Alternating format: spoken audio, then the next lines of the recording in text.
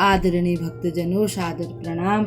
हम आज आपको एक ऐसी जो वेश्या है जिसको बारमुखी भी कहते हैं, भक्तमाल जी में नाभाजी वर्णन कर रहे हैं कि कैसे उनके हाथ से मुकुट पहनने के लिए भगवान ने अपना सिर झुका दिया। श्री गणेशाय नमः, श्री सरस्वती नमः, श्री सद्गुरुदेवाय नमः।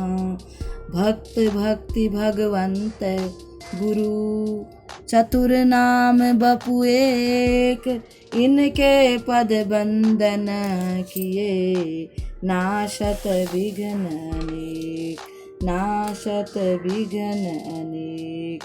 भक्तजनों, एक वेश्या थी। वह वेश्या अंदर से तो भगवान की भक्ति करती थी, परंतु बाहर से उसका जो काम था वह जैसे वेश्या लोग करती हैं वैसा ही करती थी। एक समय की बात है, उस वेश्या ने अपने घर के चारों तरफ बड़े सुंदर सुंदर बगीचे लगा रखे थे, बड़े फूल और फल वाले वृक्ष लगा रखे थे। उधर ही से एक बार एक संतों की मंडली आई और संतों की मंडली ने देखा कि बड़े सुंदर बगीचे हैं और बड़े सुंदर फल लगे हुए हैं, छायादार वृक्ष भी हैं। उन्होंने आपस में विचार विमर्श किया और उसी बागीचे में वे ठहर गए। सबने अपने अपने गोपाल जी को वहाँ पर आसन लगा करके गोपाल जी को पधरा दिया और सभी उसी आसन लगा करके वहीं ठहर गए, पेड़ों की छाया में बैठ गए।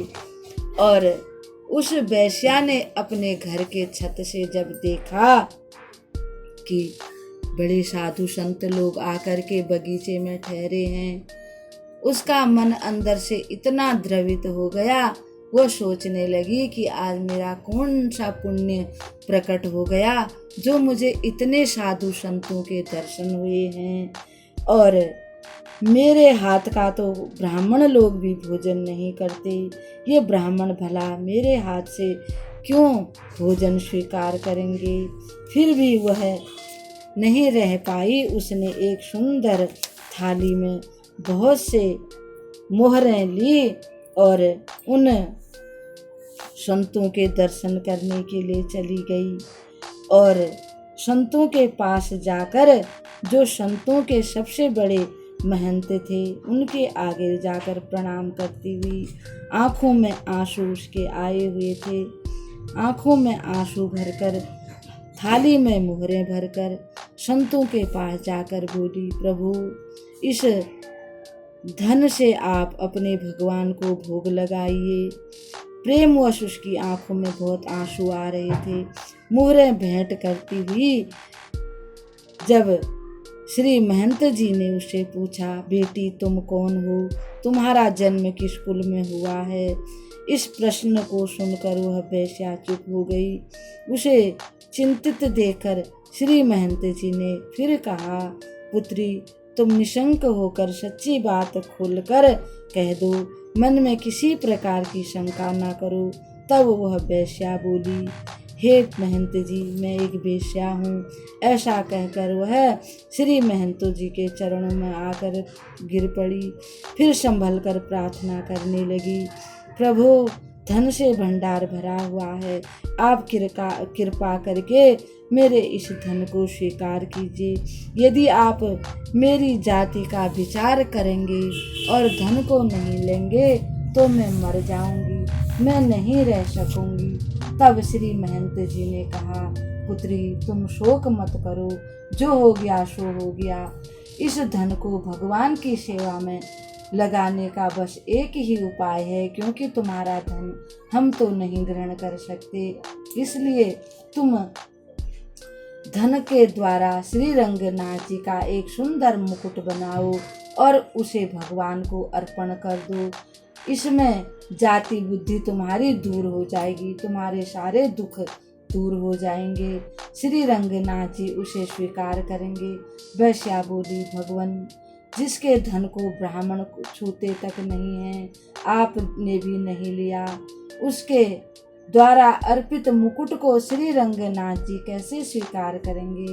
महंत जी ने कहा, पुत्री तुम चिंता मत करो, हम तुम्हें विश्वास दिलाते हैं कि वे अवश्य ही तुम्हारी सेवा स्वीकार करेंगे।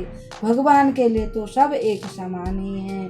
भगवान तो सिर्फ भक्ति ही प्रिय लगती है, उनकी दृष्टि में भेदभाव नहीं है। इस कार्य के लिए हम तब तक यहीं ठहरेंगे जब तक भगवान का मुकुट न बन जाए, और अपने हाथों से तुम भगवान का मुकुट न बना दो और अपने हाथों से उन्हें न पहना दो। अब वेश्या बड़ी प्रसन्न हो गई। उसने अपने जितना धन था सब को दे करके एक सुंदर मुकुट बनवाया।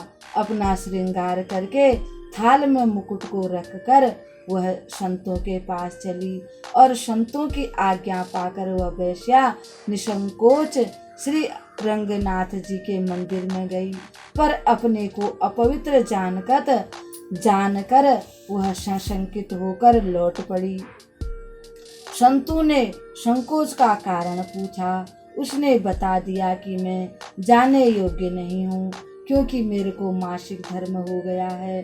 श्री रंगनाथ जी ने वेश्या की दैन्यता एवं प्रेम को देखकर अपने पुजारियों से कहा, इसे ले आओ और यह अपने हाथ से ही हमें मुकुट पहनाए। ऐसे दीन दयालु करुणा निधान श्री रंगनाथ जी की जय हो।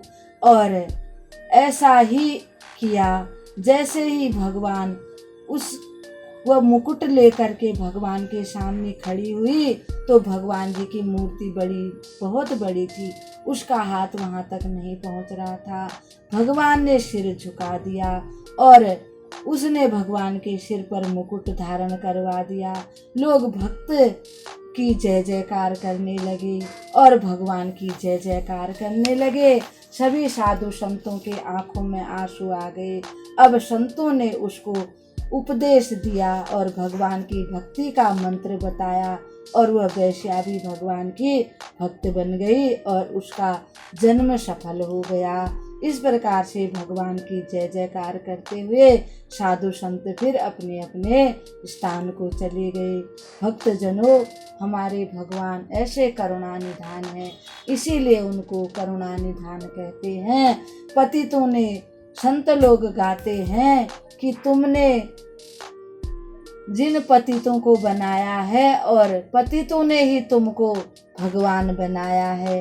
बोल श्री भगवान बांके बिहारी लाल की जय। श्री रंगनाथ जी महाराज की जय। भक्तजनों, इस कथा को हम यहीं पर विराम देते हैं। कल भगवान के एक और भक्त की कथा के साथ आपके सामने उपस्थित होंगे। तब तक के लिए हम आपको प्रणाम करते हैं। ओम श्री परमात्मने नमः। भक्तजनों, आप हमेशा सुखी रहिएगा, आप हमेशा प्रसन्न रहिएगा।